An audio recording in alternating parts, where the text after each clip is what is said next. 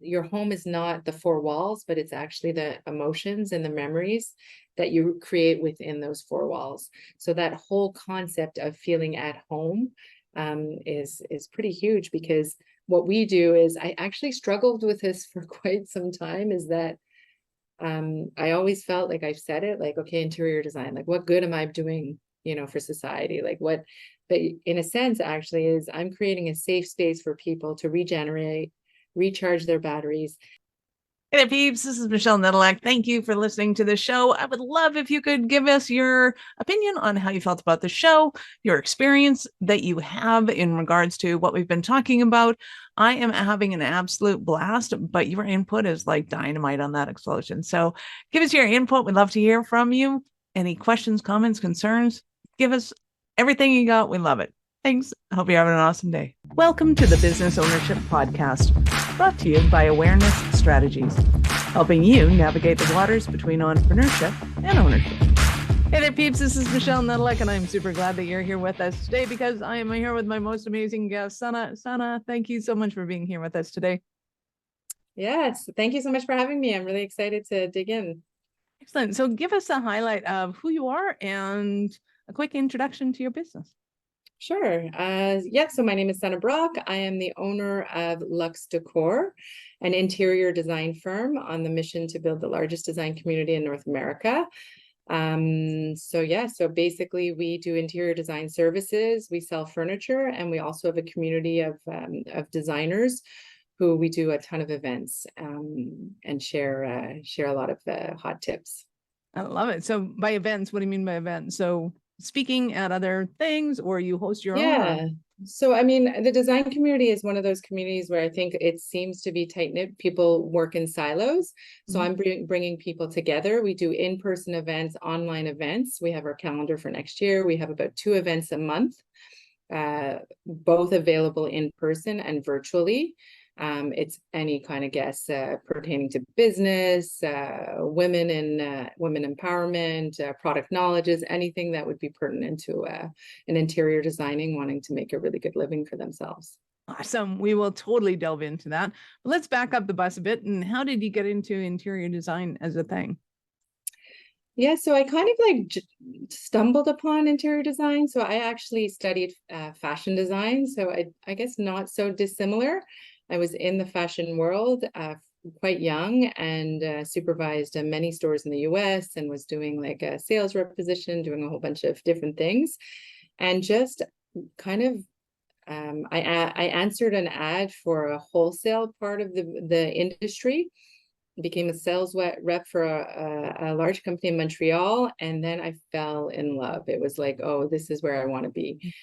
So that was when I was quite young, and then opened a retail store, had my kids, started interior design. I started more with decorating and then interior design, and now it's yeah, we're a team of 22 in-house designers, and we have about 60 community members, and still growing. So it's really fun. Wow, congratulations. It's awesome. Thank you. Yeah. So when it comes to kind of the design elements of things, is there a difference between kind of home design and office design, or, are there different kind of segregations of the clients that you're working with, or really are there elements that are similar to everybody? And so we really specialize in interior home design. Like that's where my passion lies. We occasionally do commercial, but it's really as a favor for certain clients. It's really residential. So we really like to make people's homes like their oasis, and we do everything that's interiors and exteriors of a home. I love it. So, and in that, you mentioned getting designers their experience. I'm assuming that you're doing that within your business. So are there two different elements of design with homeowners and helping designers pursue Absolutely. their career? Awesome. Yeah, so I really felt like there was a need in the market. Like I was part of a group called EO for many years, entrepreneur organization, and it really helped to scale my business in a sense of just understanding all the business principles. And I do feel like interior design is kind of one of those industries that's considered light and fluffy, and oh, you like to pick pretty pillows, and And honestly, when I applied the design principles to my business, it really, like, my business grew and grew and grew. And I actually really loved that part of growing my business, is understanding strategy and how to apply it. And then when you look at the interior design world, honestly, like, I think the average interior design salary in Canada is, I want to say, something like 35,000. It's predominantly women, and they don't make a full-time living. So they're not taken seriously. So my mission is to help these women gain the tools, look at their own business, their company as a business, their self as a personal brand, and put themselves out there. And if you apply business principles to anything, you'll do well. I love that. And I think it's so true, because I read a stat once that 87% of entrepreneurs or business owners don't have any formal education in the realm of business. Like, how do you do accounting? How do you get, what is a P&L statement? How do you, all the things that business owners, the people that take business think is normal. Everybody else is like, what? I got to make money. I have to have profit. How does all this stuff work? So I'm loving that you're bringing these people in. Do they typically start as somebody that's interested in design for themselves and then go, hey, I clearly have an aptitude, I think I'll do it as a business, or is it kind of Yeah, mix of? so I think what we're trying to do is, I think because Luxe Decor in the Montreal area is recognized as brand, so I believe that people do perhaps look up to the brand. So when I first started, it was a little bit more like, how can I help these women? It was really like, so at the beginning, I think it became very like, oh, like, aren't you my competition? Why am I going to go in your office? Why would I sell product within your showroom? Like, these were kind of all the questions. And I think very quickly, when we started to put the women together and they understood how they could use each other and support each other, because when you're like one designer, I mean, you go to a house, like, you're one person lifting everything, moving everything. We have a team here. So I'm like, just give each other a day, because it's that buildup. And I think what I found super interesting is, in the whole acceleration process, is when you're kind of at the beginning, you're really grassroots. Like, yes, it's great to talk strategy, but you are the person. You're the person who does everything. So you need strategy, but you also need realistic tools on how to be able to apply strategy. And it's very different as your team grows. So I felt like that was lacking for these people, is how can I just apply very simple principles, like reverse engineer my numbers? How do I, dig in and, tell myself that I'm worth charging the rate that I want to charge and bill as many hours as possible. So I'm not coaching these people. I'm bringing them together, bringing guests together so that they can learn, and hopefully learn by experience. So, like, just in sharing experience, I believe that there's always little nuggets that we can all pick up. And if we apply them like one by one, it helps to increase our bottom line. I love it. Well, and I know that there's different business groups that somebody can go into, but I find that if they're not of the same industry, there's certain issues that people have commonly. And once they start discussing what those issues are, they go, oh, you have that issue too? That's all. We can actually, Absolutely. get rid of the stigma around it of whatever might be going on for somebody going, oh, that happens because I'm not good enough. That happens because whatever. And once we start realizing that's not true, it's just that happens. And how do we move beyond it or whatever, that it becomes that much more powerful. So I'm loving what you're doing. So what does it look like when somebody joins your community? What kind of interactions are they getting? What kind of fundamentals are they going through? Well, so I think at the like anything, I always say you get what you put in, right? So I really believe that, yes, you have to own your experience. So we provide a platform and an area to bring people together. We provide the speakers. We have a ton of support to help designers to be able to put spaces together, teach them our tips that we used in the early days. And I think a lot of it is like, honestly, it's like an accelerator program where I went through an accelerator program, and it's by just applying those small principles, right? And honestly, many people in the interior design world don't think of themselves as entrepreneurs. So they don't look at their business from a business perspective. They're just really trying to keep their head above water. So it's really about numbers, and I'm not a numbers person. And I'm not educated in business. I studied fashion design. I really learned by digging in. And Yep. I trust me, if I can understand a P&L and if I can understand Excel, then like anybody can, because that's really not my forte. But in being able to reverse engineer, in being able to do these things, I'm able to forecast fairly accurately where I'm going to land every year. And that's, I think, the one of the probably the most difficult things to do as a business owner. Nice. I love it. Well, and I noticed for myself that when I started looking at my numbers, it was like my numbers are a lot more fun to look at than just anybody's spreadsheets because it's my money. It's like all of a sudden there's a whole level of enthusiasm there that might not be there in, say, accounting class that I dropped out of or otherwise. So, yeah, I absolutely appreciate that. So when it comes to kind of the design, you're working with the design elements, you're working with the business. Are there any other aspects that you're bringing into that experience for them? Well, for the community, I really think it's creating like a work environment for people. I think entrepreneurs, one of the biggest complaints I would say is people feel alone, right? Mm-hmm. The sense of not having somebody who understands, like you just said earlier, understands your industry, understands where you're coming from, being able to have support, being able to go for coffee, bounce ideas off. I think that's probably like when I first started, it was actually so.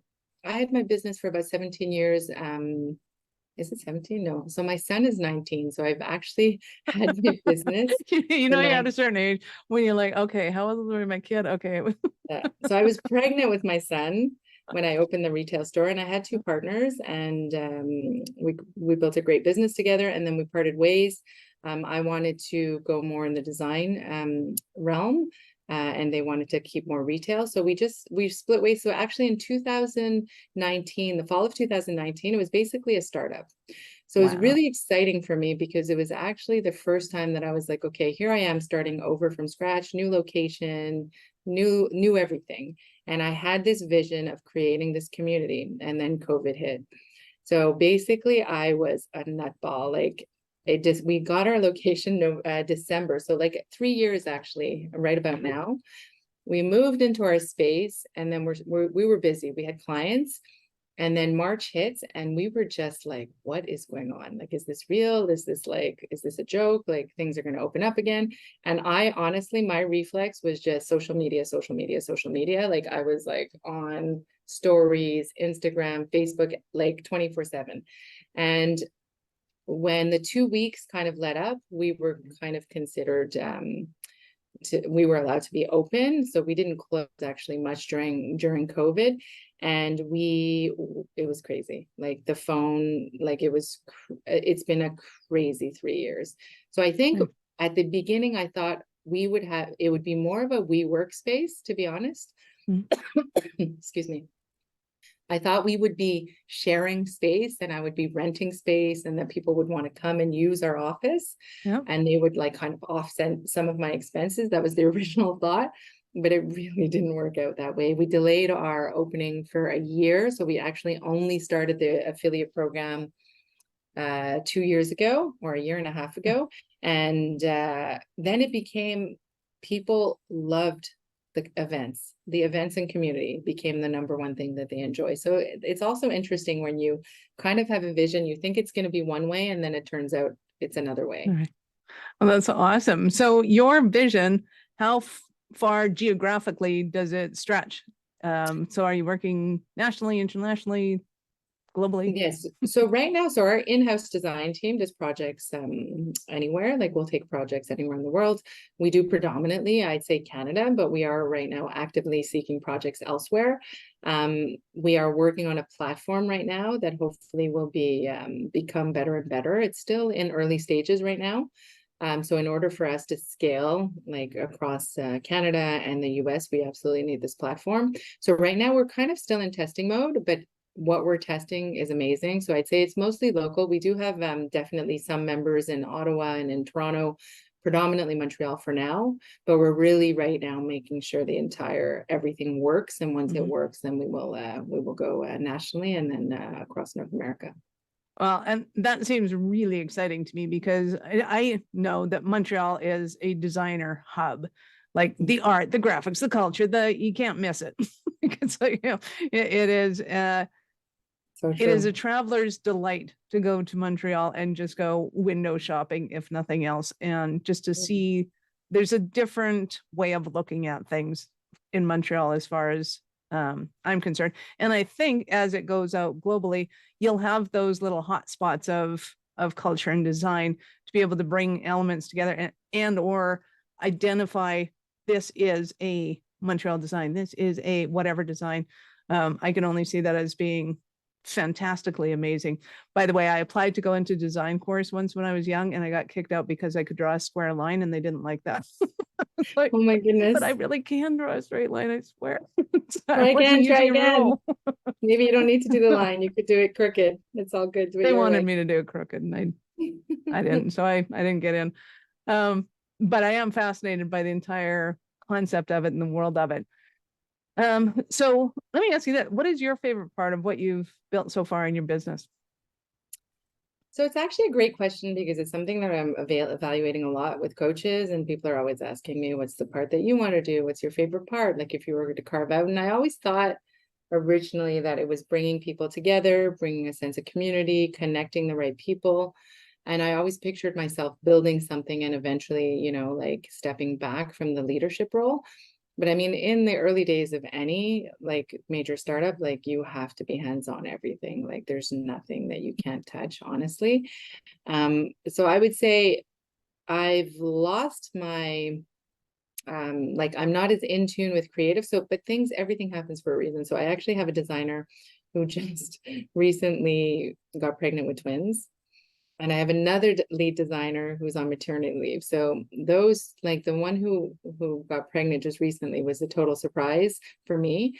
And so honestly, like I had to jump right back into the design world, and I haven't been in it probably for the last 8 months, like fully submerged. I am submerged like over my head right now. And what it's Aw, actually allowing me to do is like do what I loved from the beginning, is actually design. So right. it's interesting now. I am trying to say, hey, like how am I going to be more creative because it's like being creative as I guess, a business builder and a Mhm. community maker. And then there's actually being creative in the actual arts and the work. So there's a little bit of working out there to like a little bit of like working out the details, but I'm Mhm. definitely, it's going to be creative in whatever path I take, I think eventually. Absolutely. So what are some of the fun parts about dealing with distant clients in the realm of design? Because usually, or once upon a time, you walked into somebody's house, you got to see, you got to look at, how does that work in the digital world? Yeah, so we do actually everything remotely. So I think clients Okay. are always like, you don't need to see my house. Like we do all our Nope. quotes without seeing houses. We see photos, videos. We can do a quote fairly accurately. We can do the Nice. presentation. Like I don't even need to just step inside the house until we do the actual finishing.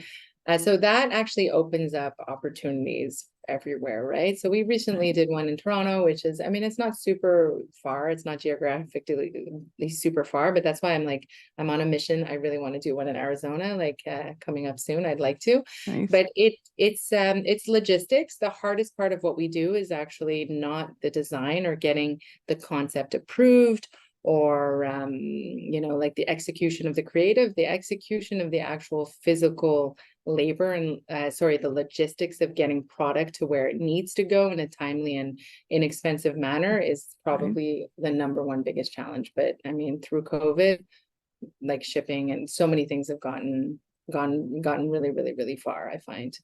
Yeah. Necessity is the mother of all invention, as they say. And I know we used to do, it's really weird. I used to do hypnosis and all my clients were distance and everybody's like, how do you do that? Just in them. So when Hypnosis, COVID that's hit, I was like, super cool. yes, now everybody's catching on to this. It's amazing.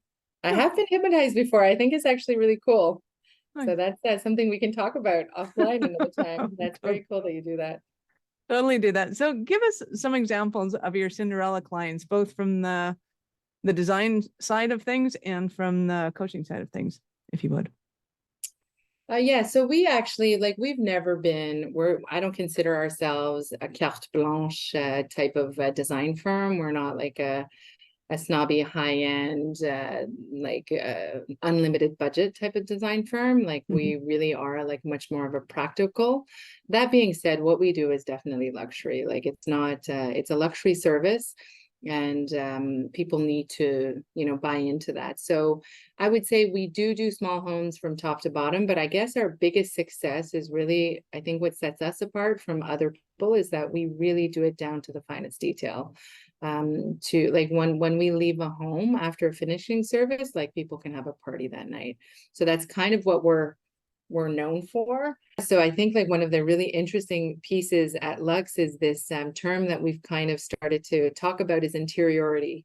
And interiority is really the sense of creating it's not, your home is not the four walls, but it's actually the emotions and the memories that you create within those four walls. So that whole concept of feeling at home is pretty huge, because what we do is, I actually struggled with this for quite some time, is that I always felt like, I've said it, like, okay, interior design, like what good am I doing, you know, for society? Like what, but in a sense, actually, is I'm creating a safe space for people to regenerate, recharge their batteries, and prepare for like the outside world. So and interiority is really that, it's that being able to create a space where you're creating memories. So I think for me, that really resonated with everything that I do. And I think creating that message for my team has been super powerful. I love that. And I think it's immensely important for especially kids that have been adopted to have a space that is their own. Because I know even as somebody who moved into somebody else's house, to me, it was their house. And now I'm kind of invading their space. And how do we make that our space? And I was a full grown adult. So, you know, I could articulate that. It's going to be a lot harder for a kid to be able to say whether or not they feel comfortable, like this feels like home or it Mhm. doesn't, because it becomes a huge difference between this a house and now it's our home. But I think that's the whole thing, like with the holidays, even right now, when you think about like, you know, how depression hits its all-time peak during the holidays, because Christmas is actually not about the Christmas tree or the gifts, it's that feeling. And when you feel alone and you feel like you don't belong, that is a horrible feeling. And I think, didn't we, was it somebody told me about Twitch who just recently committed suicide? And you know, it's devastating, because when you think about it, it's like what makes anybody, you know, get to that level, right? And I think myself, it's like I always say is that, like, home, what is home? And it's really that sense of unwinding, feeling safe, creating a space to recharge, and creating a space with memories. And ultimately, you know, I think sometimes people don't understand that it's like getting rid of the outside noise, and being safe at home. It means like one person, you don't have to like let everybody in your home, but like what does being home mean to you? And being able to create that is really, really special. Oh my God, I love that. You're giving me chills and you're going to make me cry. So I'll go to this one now. Fun. Um, and I think with our affiliates, our design community, what we're seeing is, what's really interesting is there's kind of room for everybody. We all have different styles, and I mean, if it's not different styles, we have different approaches, and clients need to like feel comfortable with the designer they're working with. So for me, like, I feel absolutely zero competition. I'm always about like, it's an abundance mindset. And I think that was probably what set us apart, truly, is the core values and attracting people who have the same mindset as I do. Fun. I love that. So what do you think some of the stumbling blocks that somebody might be having right now, like the issues, the challenges that are going on in their life right now, that they're thinking, ah, Sun Ah, I need you so badly right now. In terms of a designer, you mean?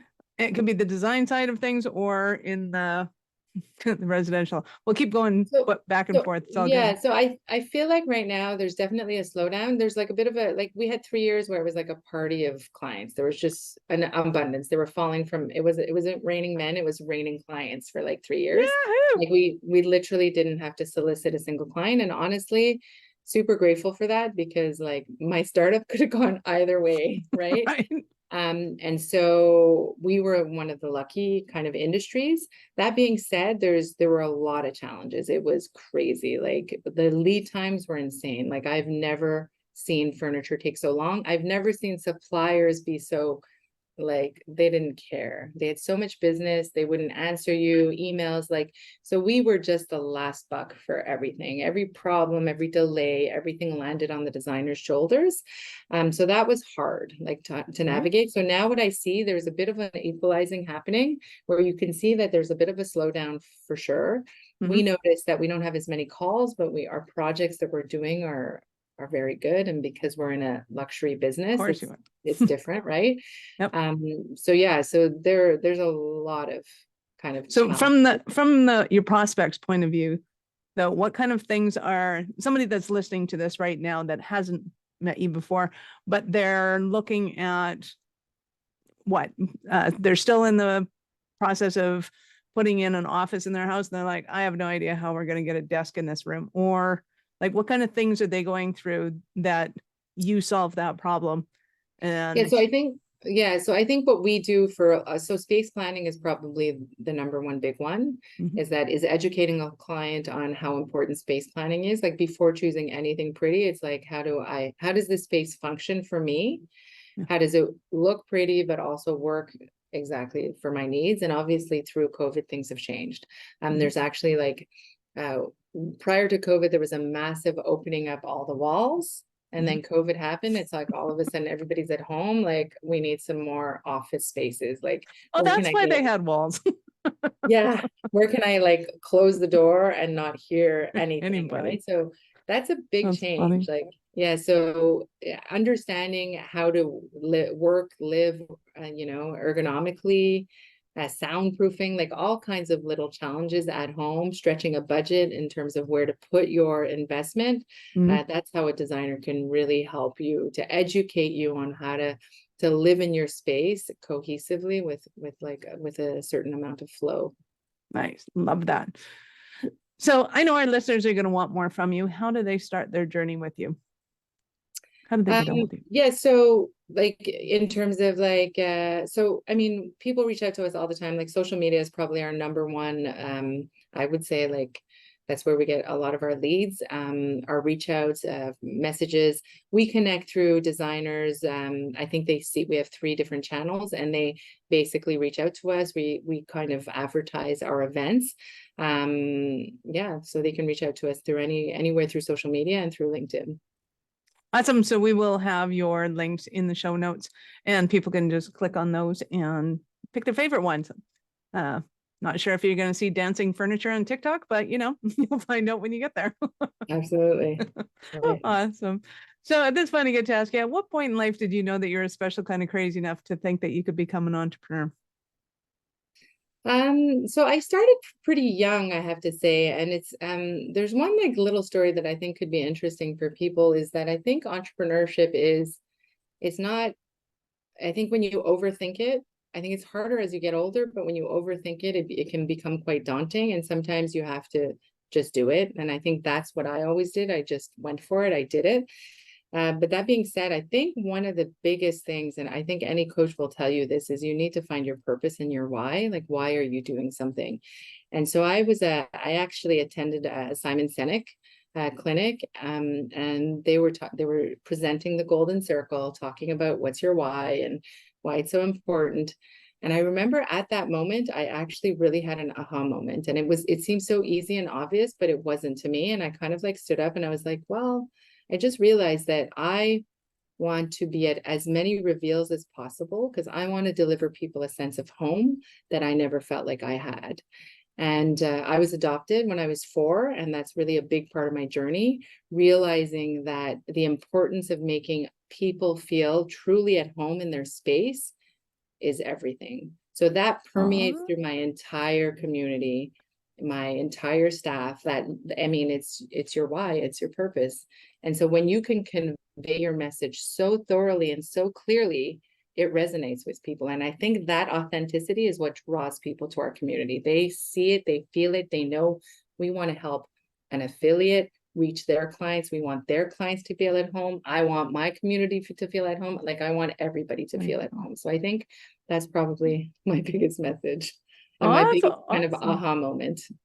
That's awesome. And my brain just went, oh my God, you have a great nonprofit. And then we can too many ideas. It's all good. Awesome. Sun Ah, you've been awesome. Any last words for our peeps? No, I just think like really thank you so much. And I think sometimes we overthink things. And I really think the journey of entrepreneurship is surround yourself with amazing people, whoever they are, and just go for it. I love it.